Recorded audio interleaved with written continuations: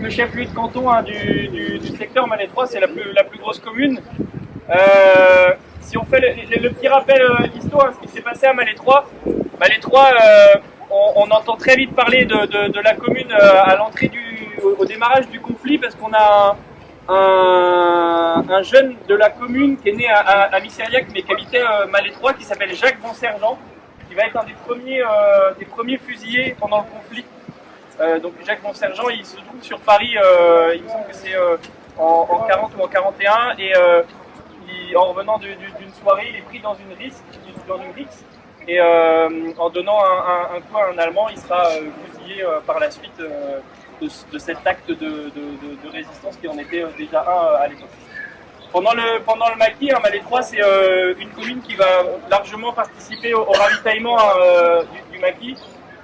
Je vous ai parlé tout à l'heure du sas Bernard Aran, qui est tué à Plumelec lors du fait d'armes du 13 juin. Il faut savoir que ce jour-là, il n'y a pas que Bernard Aran qui est touché, il y a aussi deux SAS et des maquisards qui vont être amenés à la clinique des Augustines. Donc c'est le bâtiment qu'on voit tout au bout là-bas. Hein. C'est géré par les lycées Augustines.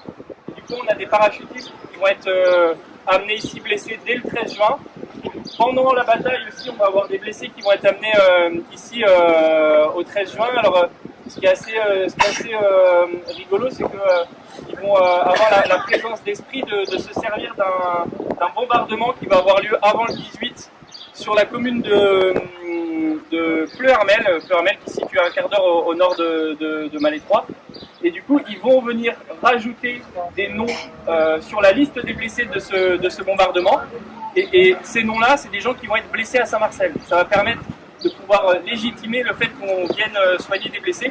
Donc on a des gens qui vont être blessés pendant la bataille de Saint-Marcel et on va retrouver leur nom sur les listings du bombardement de Pleuhermel de façon à cacher un petit peu pourquoi ils avaient été blessés, ces gens-là. Et quand je vous ai parlé tout à l'heure des parachutistes, il y en a notamment deux qui vont être évacués de la clinique des Augustines dans les jours après la bataille. La clinique des Augustines, on va bien entendu donc soigner des maquisards, des SAS, mais les Allemands vont aussi venir soigner leurs blessés après le 18.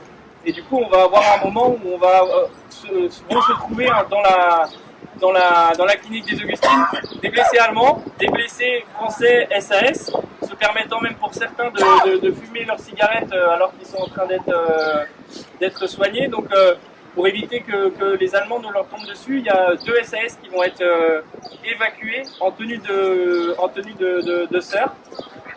Et du coup, l'histoire raconte qu'il y en a même un qui sort avec les mains en tenue de sœur, en baissant la tête, les jambes rasées.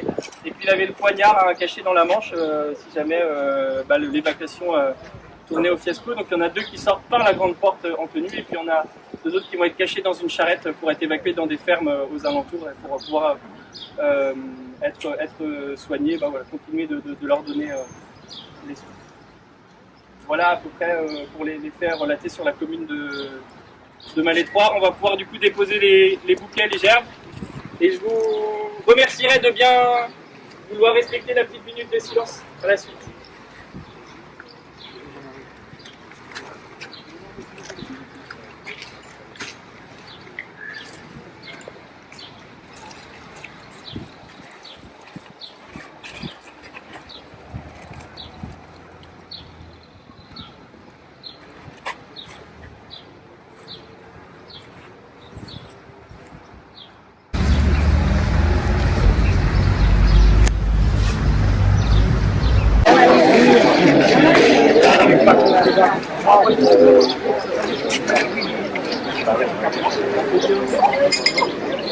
C'est des choses qui seraient possibles ou pas?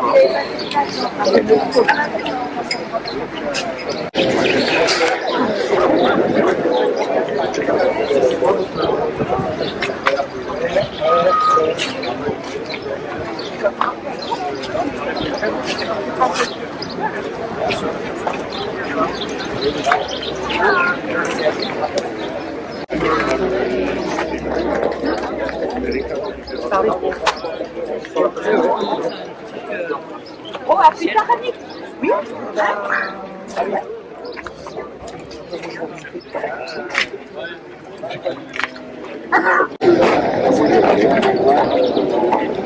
Je croyais